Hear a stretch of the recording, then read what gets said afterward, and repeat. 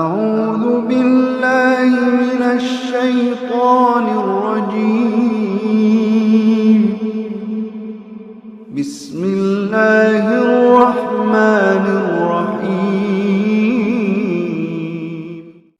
Assalamualaikum warahmatullahi ta'ala wabarakatuh. Bismillah, alhamdulillah, wassalatu wassalamu ala rasulillah Muhammad Sayyidi Abdullah wa ala alihi wa sahbihi wa mawalah, amma ba'du. Kita akan melanjutkan materi kita tentang usul fiqh, yaitu dalil yang kedua, ad-dalilu as-sani, yaitu as-sunnah. Dalil yang kedua yaitu as-sunnah, atau yang disebut juga dengan hadis. Ini merupakan dalil yang terkuat yang kedua dalam penentuan sumber hukum Islam. Seperti yang sering saya katakan, bahwasannya usul fiqh ini merupakan pabriknya. Jadi tempat pengelola hukumnya, nanti apakah nanti itu hukumnya haram, wajib, sunnah, makruh, mubah, itu akan digodok semuanya di ilmu usul fiqh. Dan seperti yang saya katakan, bahwasanya dalil ada yang sudah muttafaqun alaih, sudah disepakati ulama, tidak ada perbedaan, yaitu Al-Quran, Sunnah, Ijma' dan Qiyas. Kebetulan yang kali ini adalah dalil yang kedua, yaitu As-Sunnah. Hal ini sesuai dengan apa yang disabdakan Rasulullah SAW di pasca beliau akan meninggalnya. Beliau mengatakan, Rasulullah bersabda, taraktu fikum amraini, aku tinggalkan dua perkara untuk kalian, lantad idza tamassaktum bihima lan tadillu abadan. Kalau kalian semuanya berpegang teguh pada ini, maka tidak akan tersesat selama-lamanya. Yaitu apa? Al-Quran was sunnah, Al-Quran dan hadis. Tentunya kita selaku umatnya Nabi Muhammad SAW pastinya ingin berpegang teguh pada apa yang sudah diajarkan dan apa yang ditinggalkan oleh Nabi. Karena Nabi sendiri la yarisu dinaron wala dirhaman, tidak mewariskan dinar, tidak mewariskan uang, tidak mewariskan dirham, tidak mewariskan apapun kecuali yang itu tinggalannya berupa ilmu, baik itu Al-Quran, hadis, dan lain sebagainya. Pada kali ini kita fokus pada dalil yang kedua, yaitu as-sunnah, atau yang disebut dengan hadis. Di sini ada beberapa pembahasan, kalian bisa membaca di kitab Ushul Fiqh Abdul Wahab Khalaf, yaitu ada ta'rifnya, hujjahnya, kemudian nisbatuha ilal Quran, aqsamu bi'tibari sanaduha, dan lain sebagainya. Adapun sunnah itu sendiri, ini menurut pengertian dalam kitab usul fiqh ini, as-sunnah fil istilahi asy-syar'i hiya ma sadara an Rasulillah sallallahu alaihi wasallam min qaulin au fi'lin au takririn. Sunnah itu menurut istilah syar'i yaitu sesuatu yang bersumber dari Rasulullah, baik berupa perkataan atau perbuatan maupun ketetapannya. Semua yang bersumber dari Rasulullah itu sunnah. Dalilnya apa dalam Al-Quran? Wa ma yantiqu anil hawa in huwa illa wahyu yuha. Semua yang disampaikan oleh Rasulullah itu berdasarkan wahyu, bukan atas kehendaknya sendiri, bukan kehendak nafsunya, in huwa illa wahyu yuha, bukan, tapi semuanya itu berusaha wahyu. Semuanya berasal dari wahyu. Dan ini yang perlu kita ketahui, waktu itu di tahun 90-an itu ada aliran yang bernama Inkarus Sunnah. Jadi aliran ini sangat aneh sekali, Inkarus Sunnah. Dia hanya mau berpegang teguh pada Al-Quran. Semua dalilnya Al-Quran, tidak mau sunnah. Padahal kita tidak akan memahami Al-Quran kalau tidak paham sunnah. Karena beberapa penjelasan di ayat-ayat Al-Quran itu dijelaskan dalam hadis. Tapi aliran ini aneh, malah membuat aliran Inkarus Sunnah. Kalian bisa searching di Google, siapakah, tahun berapakah berdirinya Inkarus Sunnah, siapakah pendirinya dan bagaimana ahwalnya, kegiatannya. Pasti kalian akan tertawa ketika melihat aliran Inkarus Sunnah ini. Kenapa? Karena aneh. Bagaimana kita memahami Al-Quran? Misalnya di dalam Al-Quran disebutkan aqimis shalah wa atuz zakah. Kemudian di ayat lain kutiba alaikumus syiyam. Diwajibkan atas kalian semua untuk berpuasa. Kaifiyahnya puasa, kaifiyahnya sholat, kaifiyahnya zakat. Dijelaskan di mana? Dijelaskan di beberapa hadis. Dan itu pun masih tidak cukup ternyata. Kita harus melihat ijma, qiyas, bahkan sumber hukum yang mukhtalafun alaih. Karena situasi dan kondisi yang terus berkembang. Sehingga kebutuhan dan kasuistik manusia itu terus berkembang. Apalagi dengan berpesatnya teknologi sekarang. Orang zakat kalau dulu ya pakai gandum, jagung, beras dan lain sebagainya. Sekarang sudah enggak, pakai uang. Bahkan sekarang zakatnya sudah pakai elektrik sudah. Semuanya serba ada di HP. Permasalahan misalnya jual beli dulu saya jual, saya beli. Kalau sekarang enggak, sudah banyak aplikasi, kita tinggal duduk manis di dalam kamar. Barang datang sendiri dengan aplikasi Shopee, Lazada dan lain sebagainya. Lah, permasalahan yang terus berkembang seperti ini maka dibutuhkan yang namanya dalil agar semua kasuistik yang terjadi di dalam kehidupan kita, terutama kita yang terutama kita yang beragama, apalagi kita antum misalnya semuanya insya Allah akan menjadi calon zu'ama, calon tokoh.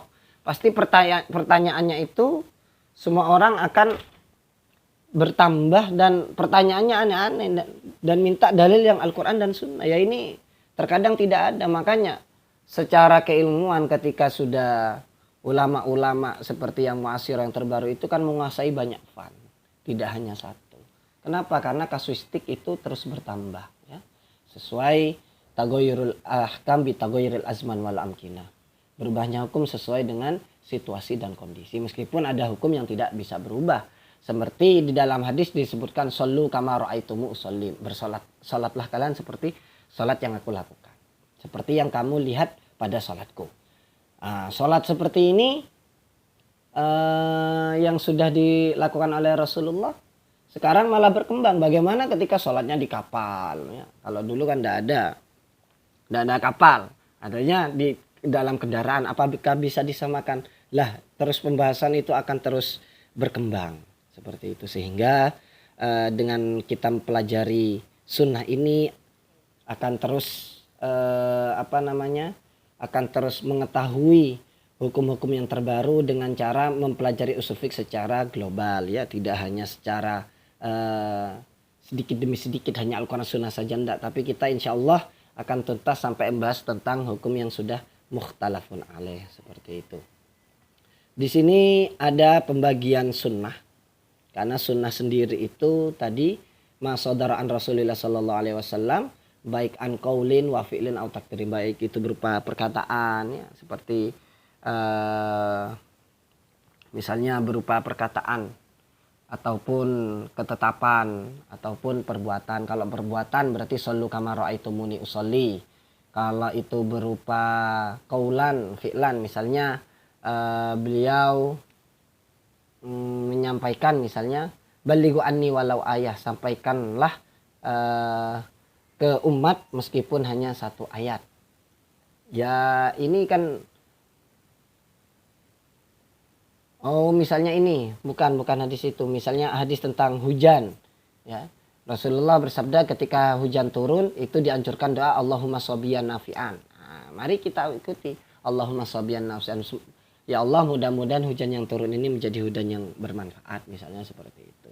Berupa qaulan, ada itu berupa doa, bacaan-bacaan dan lain sebagainya. Kalian nanti tugasnya kalian ini memberi contoh hadis yang sunnah yang qauli, fi'li maupun takriri.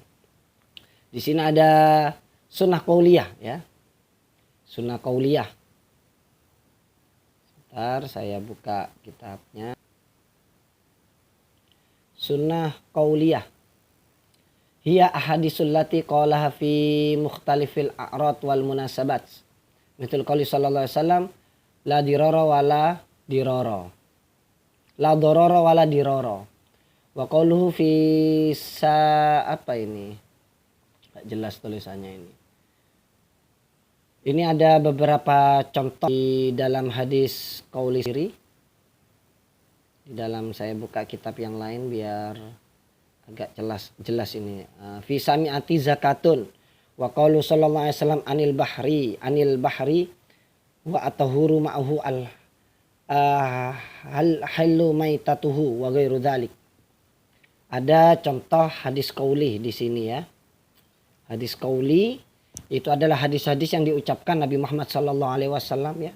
Contohnya hadis Nabi tentang jangan merusak ya, jangan merusak dan jangan membuat kerusakan, jangan menyusahkan, atau tentang binatang laut misalnya bahwasanya binatang laut itu halal. Misalnya seperti itu, wal halu maitatuhu, halal tentang binatang laut.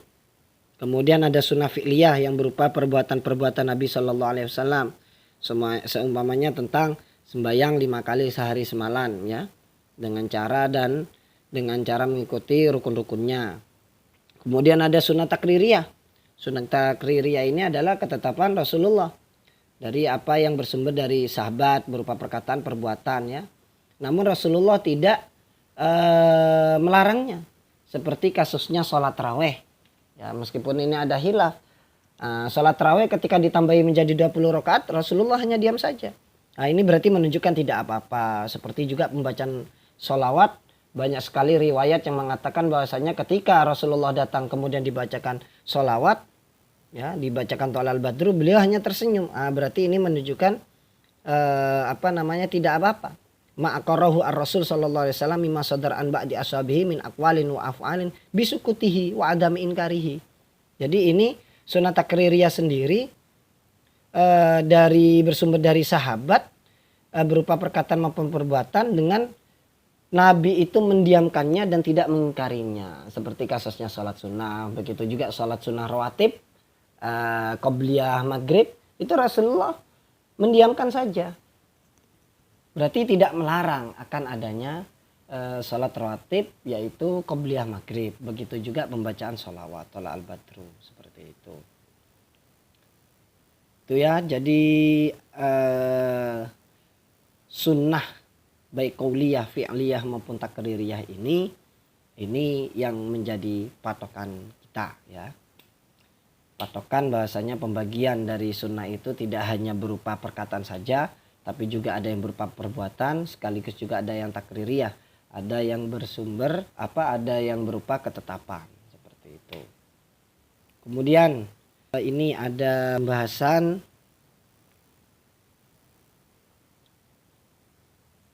ini wal burhan ala hujatil sunnah adidatun. Ada juga bukti-bukti bahwasanya sunnah ini termasuk dalil yang bisa dijadikan dalil sumber hukum itu berdasarkan dari Al-Qur'an ya. Yang pertama itu awaluha nususul Qur'an fa innallaha subhanahu fi katsirin min ayil kitabil karim amara bi taati wa rusulih wa ja'ala taati rasuli ta'atan lahu ya, seperti yang sudah kita tahu atiullaha wa atiur rasul wa ulil amri minkum.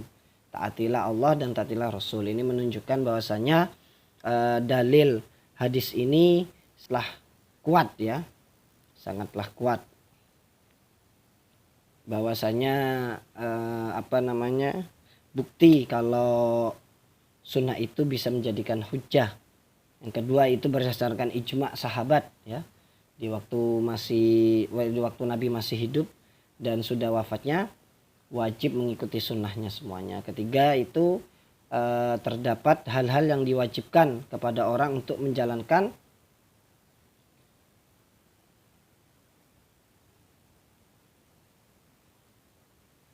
di mana di Al-Quran misalnya tidak ditemukan hukumnya, maka di hadis bisa ditemukan. Ketika hadis tidak ditemukan, hari di ijma', qiyas dan lain sebagainya seperti itu. Kemudian ada beberapa pembagian sunnah ya. Pembagian sunnah dari segi mutawatir, masyhur dan ahad. Karena dulu di zamannya Rasulullah sendiri itu sudah banyak orang-orang yang pemalsu Al-Quran dan pemalsu hadis. Makanya sehingga terbagi